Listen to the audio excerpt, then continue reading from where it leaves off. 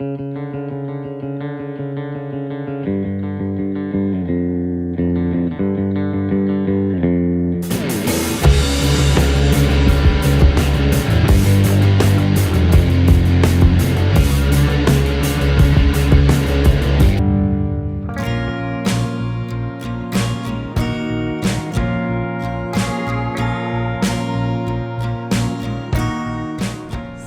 TV, channel of God's love.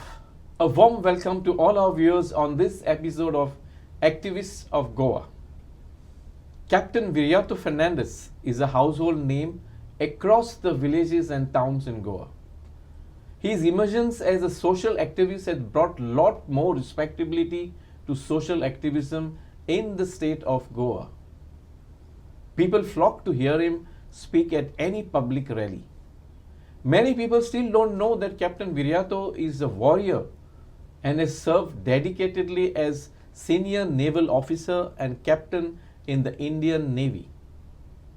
To know more about him, his emergence as a social activist, the reasons for embracing activism and his love for Goa, we have in our studios today Captain Viriato Fernandes.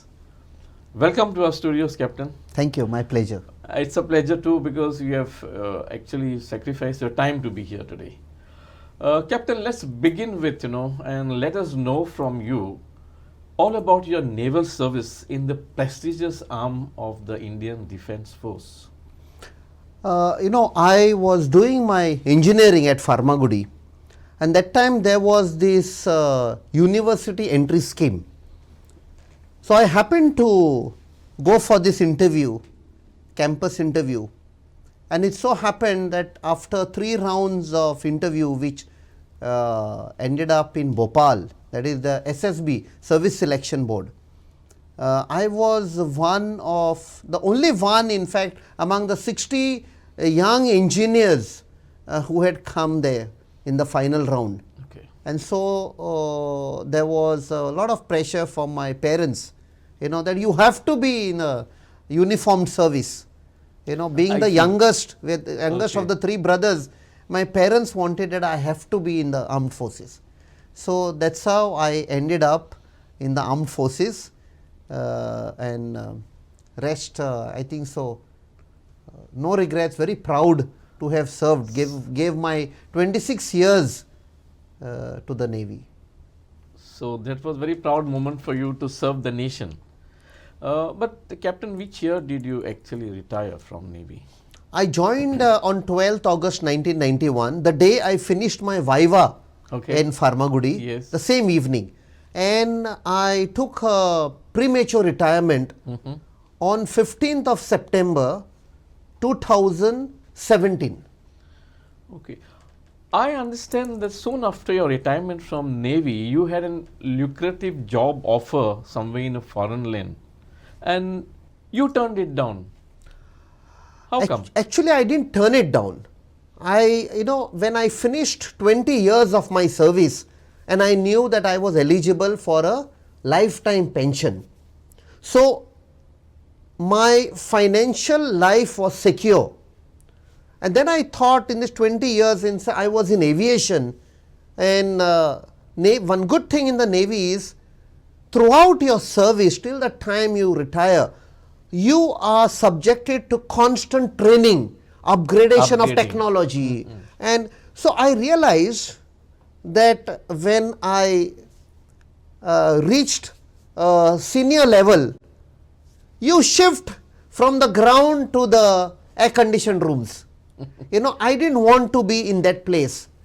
I wanted to be more working on ground with the aircrafts, with the men. Okay. I had this thing of always working with my men, a close association I would always follow wherever I went. So we would work as a team. So that was the time I decided that whatever expertise and knowledge what I've got on the aircrafts and aviation, I should use it as a second career. Okay. And that is where I started doing certain additional courses. Like at the age of 42, I enrolled myself for an MBA. I see. And when I finished, that was 2 years course in operational. Okay. And then I did another add-on MBA on supply chain management. I see. So I was getting ready, mentally prepared to start a second career. And I got this offer from the government of UAE I see. for setting up a project where they were supposed to buy fighter aircrafts from another country. It was from France. And my job was supposed to head that project and set up this entire facility for the government of UAE. And this company that I was supposed to join was a joint venture of the government of UAE and DOD, Department of Defense America. Defense America. Yeah. So it was a very lucrative, more than the money, it was you are setting up a project, a very prestigious from scratch, setting up for a foreign country. That means somebody else was recognizing your expertise and services. The package was huge. I mean, when I convert from dirhams to rupees at that time, 2017, starting salary, it turns out to be around 20 lakhs is for somebody working in a government service and getting that with all the facilities. Yes. And also they said bring your family. So I think so that was once in a lifetime you get this thing. But that was the time, I think so, when I was just waiting for the visa, everything was done.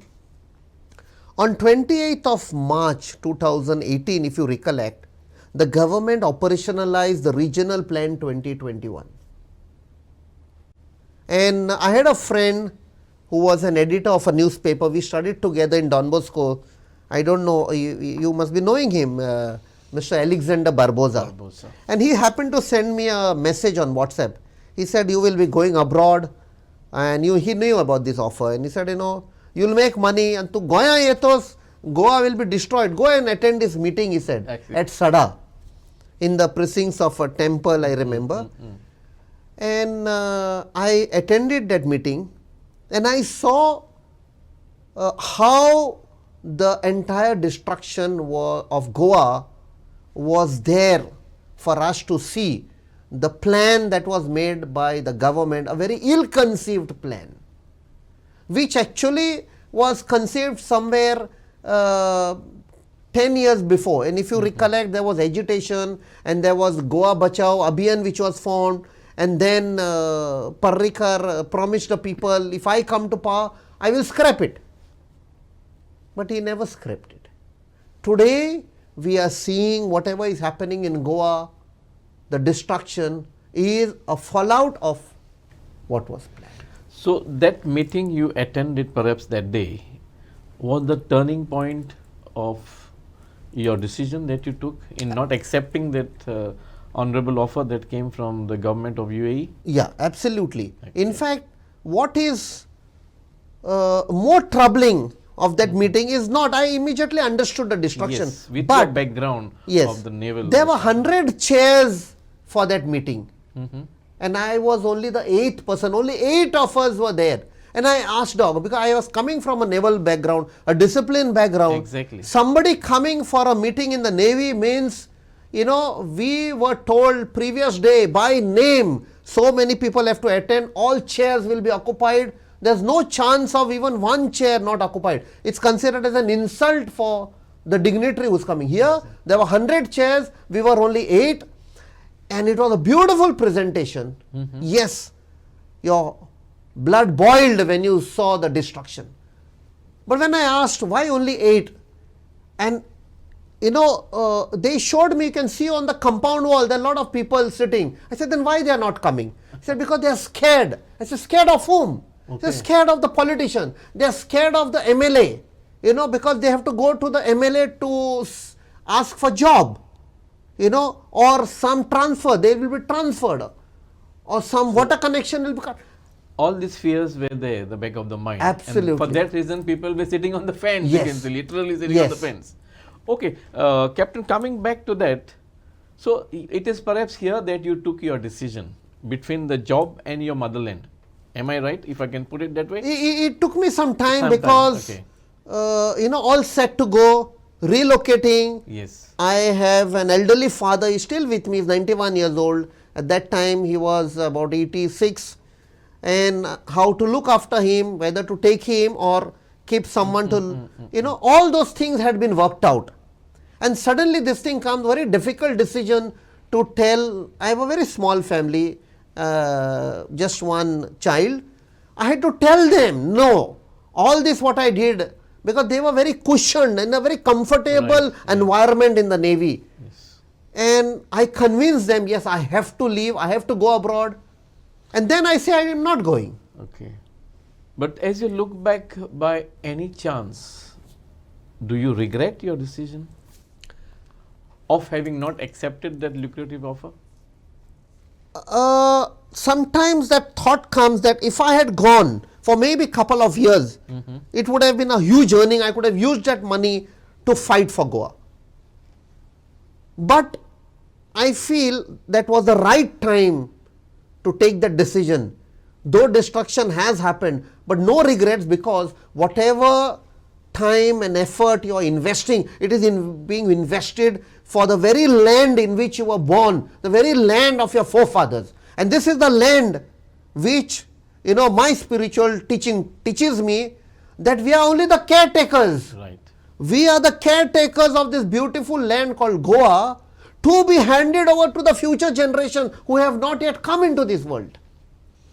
Captain, now that you are a well-established social activist in the state of Goa, by having a defense background, has it helped you in any manner in your social activism? Definitely. In planning, in studying an issue, you have to go to the depth. Even if you have to organize a meeting, you plan out. It is not just that have a meeting. No, where is the meeting? What are the issues? Who are the people who are getting affected? How to approach them? How to convince them? Convince them only to come for the meeting. If you come for the meeting, we will give you the entire thing on a platter. We will show you. But to convince them is a challenge, because everyone is scared, or they've got some baggage, or they've something. That is a challenge. But the background in the Navy helps in convincing them, in planning, route mapping, all that definitely helps. You had this advantage of Yes. Forming a strategy, the flow plan, just about everything. You just didn't get up one fine day and say, let's have a meeting like that. Nothing like that. It's all well planned. Yes. Well organized. Yes. Systematically. Fine. You formed the Going to Awaz. You were the convener. What was the main aim in setting up Going to Awaz? When finally I got convinced that I have to quit that offer and be in my land to fight, I started studying what has gone wrong. And I realized that whatever problems any individual in Goa has, that has to be brought out on the floor of the assembly. So it is the MLA of each constituency, whether it is from Congress or BJP or Aam Aadmi or MGP, doesn't matter. Once you win, you represent these people, this constituency. You become the voice of the people. And in Goa we say, Going to Awaz. Okay. So that was the reason why we gave that name Going to Awaz, because somewhere we felt that the voice of the people, that is the voice of that MLA, was stuffed with a bundle of notes. So we ourselves had to now come out and become the voice of the and people. raise the voice. Yes. So have you achieved the goal that you have actually set out when Going to Awaz was To a great extent, yes, not fully. We have a long way to go. We succeeded in reaching out to the nook and corner of Goa and telling the people that you are not slaves, you are master of these politicians, you are the master of this MLA, you are the master of this punch whom you elect. That person who is going in a car with a red beacon on the car with that siren, you are paying for it, you are paying for his petrol, you are paying for his salary. You are the taxpayer, you are the master. You have to raise your voice. You have to become your own voice. You have to become the voice of Goa. You have to become Goincho Awaz. Otherwise, these so-called self-appointed masters, amka gulam gottele. They will make us slaves. And if we become slaves, our children will also become slaves. So, to a great extent, you see lot of people questioning this so-called people in power. Recently, when the government had something like Sarkar tumcha darar, you saw an elderly man questioning the minister. 17 वर्सां जाली म्हाका अजून mutation जावंक ना.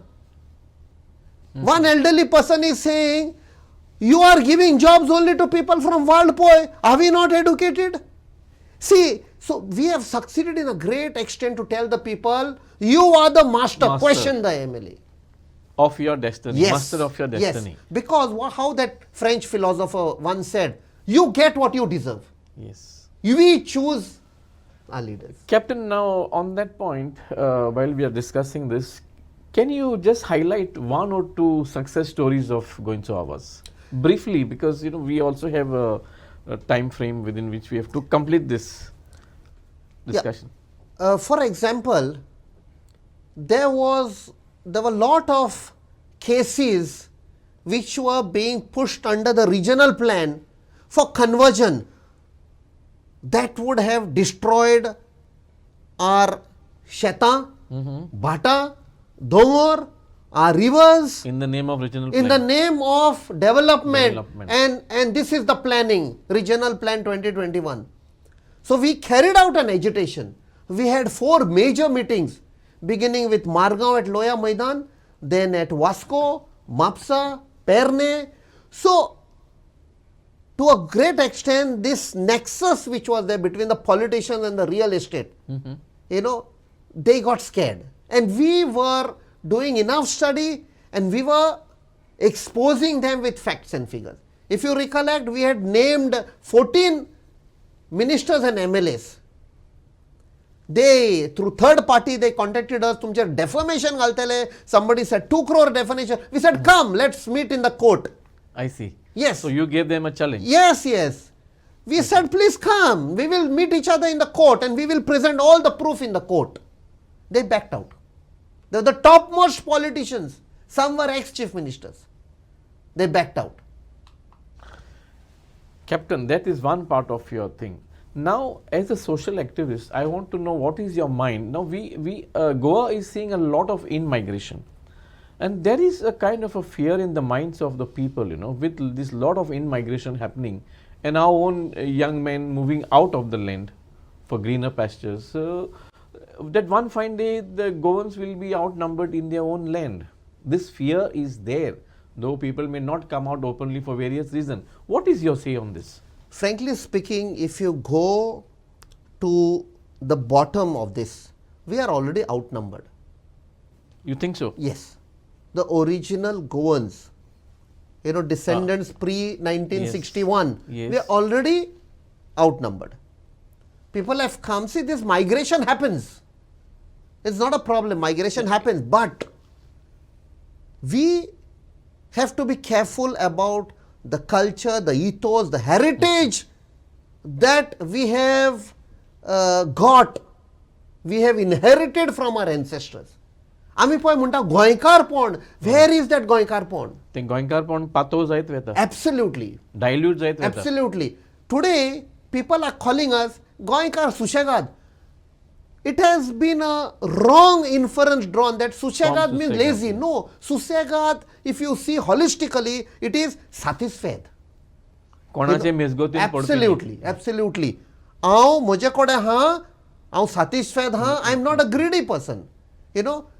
कोण बसला, तूं सदां बसल्या, we know that person, yes. But this is that Goinkarpon. Yes. I am showing my concern and love. Exactly. Oy. How to address Absolutely. a person in the Balkan Yes. when you are just passing by the street. Yes.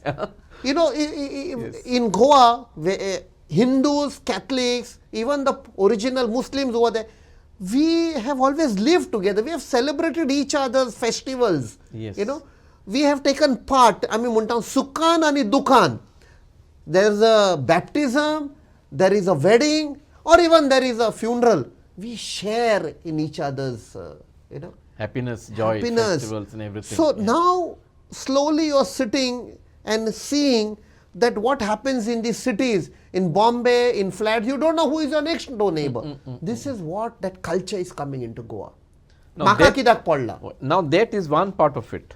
Ye ek zale among the adult section of the society. Now there is another general perception ki amche youth je asat nahi, the younger generation, that they are not serious about protecting Goa's interests, whether it is in terms of our hills, rivers, fields, environment, ecology, environment, whatever that you may say. So what do you have to say on this? Is it a real fear or it is just an imaginary fear? It is a real fear. It is actually, rolling out every day. A youth in his prime will see something wrong happening, but he'll turn a blind eye. Maka kidak podla. I don't blame that person. It is the system in which he is growing. I would rather question the parents. Have you instilled those values in your child? Shrishti muntav ami. Laudacy. What it tells? It tells about the one family that is there in the world. We are a one family. So those values of belongingness, of protecting the environment, the ecology. Today what is happening, whether you call the rising temperatures, global warming or sea level rising, all this is linked to our somewhere forgetting our responsibilities. So there is a need to educate the youth about the necessity to take care of the surroundings. I don't know if you are aware, there is Father Savio, Diocesan Youth Center. Yes. He has taken me at many places to address the youth across Goa. He is playing a very important role in instilling those ideas and values Among the youth. We have our Father Bolmax in Chikali. He is gone beyond his duty in forming the Chikali Youth Farmers Club, reaching out to the people, to the youth, telling them, this is your world. So in other words, you mean to say that the youth has to be involved in certain things. Absolutely. By way of which slowly and gradually they'll come in the mainstream. Yes. As they grow up. You have to keep them engaged. A kind of a sense of responsibility has to be inculcated in them. Yes. That's what you want to say. Also very importantly is the curriculum which is there for them in studies. There has to be an emphasis. They have these environmental studies and all that, one subject. But I don't think so that is helping penetrate the mind of the youth in convincing him, yes, it is my responsibility to look after. Okay. Captain, now we'll little bit shift our focus from the youth. Now, as a social activist, I want to draw your attention to the number of road accidents that's happening in Goa. It's a frightening trend that's, we are passing through. Every day there's an accident, not a single but multiple accidents, and every second day there is a death on our roads. As a social activist, have you given it a thought, and do you think that we should, start a movement to bring in some discipline? Because somewhere there is a kind of, not totally effective measures have been taken to curtail the road accidents. Yeah, they are not happening. It's high time because a lot of lives, especially of the young, have been lost. There are two sides to this. One is, we blame the government for not giving good roads. There are potholes. The number of vehicles have increased without building an infrastructure to cater for that. Matching infrastructure. Why people are buying more and more vehicles Or why parents are giving two-wheelers to the children or the youth to go to schools and college? Because we don't have good transport system. Yeah, we don't have a foolproof transport Absolutely. system, which would have been the biggest facility. And the number of private vehicles would have automatically reduced. And that also reduces the carbon emission, the carbon footprint. Everything. It's a chain effect. Yes. Now coming to the youth, the rash driving or whatever, somewhere the parents have to question themselves, self-introspection, that are they indulging in the child's pleasure or luxury? Because these are the things, teachings which the parent in the home, because the home is the first school where you have to teach the child. You have to teach the child, certain things, that you are not only, because of rash driving, you are not only endangering your life, you are endangering the lives of other people. One loss of life is not just a loss for the parents, it is a loss for so many people, the entire society. Entire society. So the government and organization, they have to involve NGOs in coming out with a program which can educate and sensitize the youth to be more responsible on the roads. Captain, I wish to draw your attention now to Goa's vast coastline. We have about 105 kilometers of coastline. As a senior naval officer, former naval officer, do you find there is any fear of, destructive forces entering, intruders coming and causing harm to our land through this entire coastline? Because I don't think patrolling is to that level as of now. Recently we read something that some trawlers are being engaged to do coastal patrolling. What do you have to say on this? See, this is the sad part of the authorities who plan the security. Now, when we say who is looking after the security, security is looked after by different agencies. The coast is looked after by the Coast Guard. Beyond the EEZ, it is looked after by the Navy. But do we have the infrastructure? This is where we used to have those planning commissions before, which has been replaced now by Niti Ayog. Niti Ayog and all. This is the place where you have to sit there and plan different areas. For example, now you said coastal security. What type of threat do we have? What type of adversaries do we have? Goa, if you see the peninsula of India, we are strategically located. Yes. We are directly face to face with Pakistan. Then you have China flexing its muscles all over. We read every day they are increasing their submarine fleet. They are going in for aircraft carriers. So that means we have to sit and take a relook at our policy. You can't have trawlers or those small old boats to do the patrolling, which are ill-equipped. Absolutely. Technically ill-equipped. Absolutely. They don't have all the sophisticated gears on them. Am I right? I was posted in Andaman and Nicobar, and we got fast attack aircraft, FACs. That is the type of FACs that has to be supplied to the coastal police. In Goa? Absolutely. Because, today the naval aviation headquarters are based in Goa, in Vasco. Yes.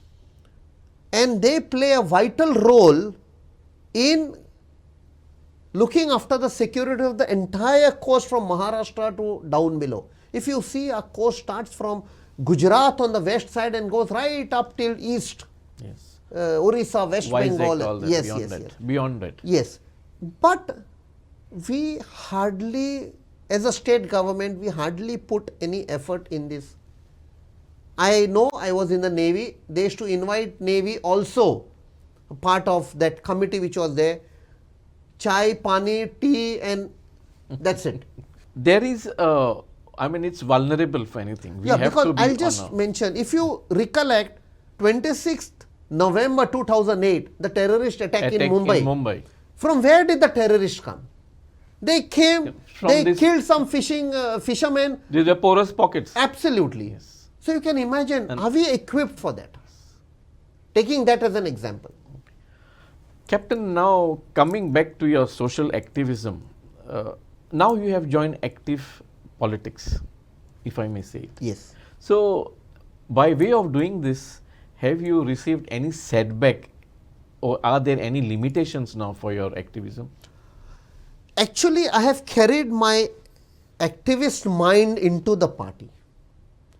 Okay. And yes. See, we were trying to register Goincho Awaz after a lot of pressure from people across Goa. We wanted to register Goincho Awaz as a political party. Okay. Yes. We did all the procedure. Our papers reached the election commission in Delhi. And then we came to know there was a lot of pressure from the government here, from politicians. I have proof in black and white from the election commission. One particular minister who is still there in the cabinet, he had put one activist who is working in the government, to put an objection that theirs is not Goincho Awaz. I have another organization called Goincho Awaz, and all types of these hurdles were being put. So that it is not registered with the election commission? Yes, yes. Okay. We answered all the queries, but one of the undersecretaries told us off the record. The problem is the name Goincho Awaz. मुझे पता नहीं गोवा का सरकार इतना क्यों परेशान है with this name Goincho Awaz. So that means Goincho Awaz name itself had connected with the people, yes, and the government was rattled. Voice of the people. Of the people. Yeah. And since we couldn't go forward, there was a time and also demand from the local constituency in Dabolim. Now that you have just told me that though you have joined active politics, you are carrying that social activist mind along with you. So there won't be any difference as far as your activism is concerned, being within the party. Yes. Can I put it like absolutely, that? Absolutely. So you are very clear on that. Absolutely. So otherwise people may find you missing in the social activism field, and there will be kind of a lacuna there. So you don't want to do that. You want to still continue with the same mind of an activist, though being in a political party. Absolutely. Then final question to you. We have already run out of time actually. Do you think most of the social activists who are doing such marvelous work in the field of social activism, should they have such an approach where they remain non-aligned to any political party or to any politician? When you are totally as a social activist, you have to engage with the political parties. You cannot isolate yourself. It cannot be done. It cannot be done. Even by default, at least you have to be with them. Absolutely. Because finally, whatever laws are there, you want to amend them or you want to bring new laws, you have to engage with a political party to ensure that this particular thing is discussed on the floor of the assembly. However bad or a crook that MLA will be, you will still have to, because he has got by default as an MLA to introduce that bill or to introduce that particular discussion on the floor of the assembly. However big noise we may do outside, but finally the changes as per the constitution of our country, we have to bring it on the floor of the assembly. So you have to engage some way, keeping yourself neutral. Okay. That was probably one reason. That is where you are, yes, keeping yourself neutral, you said. So you have to be very focused when you do this thing. Yes. So that you don't, go too much on the other side, and you maintain your neutrality as far as the topic or the subject what you are fighting is. I'll give a small example how I have carried out this part of activism into the party. Day before yesterday, we went to the office of the chief engineer at Altino, PWD, because there's water scarcity everywhere. People are facing problems. Now, generally what is to happen, any party protest, you will make noise, you will give some slogans and come. But day before yesterday, if you go through the recording, we were rattling out numbers. We were telling so and so, water treatment plants at so and so. The design capacity is so. Your output is so. So, there was a lot of study carried out, Yes. and we were rattling out, and he agreed. He was forced to agree because we were giving him facts, figures, All the technical facts. technical facts. So, Captain, it was lovely having you at our studios. We have discussed so many things. We have opened up your mind and your heart and answered to all our questions. Thank you very much for the time. It was my that you honor. have- Thank you so much. So, that was Captain Viriato Fernandes for you. He is now joined politics, but remember, he said he is carrying his social activist mind along with him. Thank you. Keep watching your favorite channel, the CCR TV channel.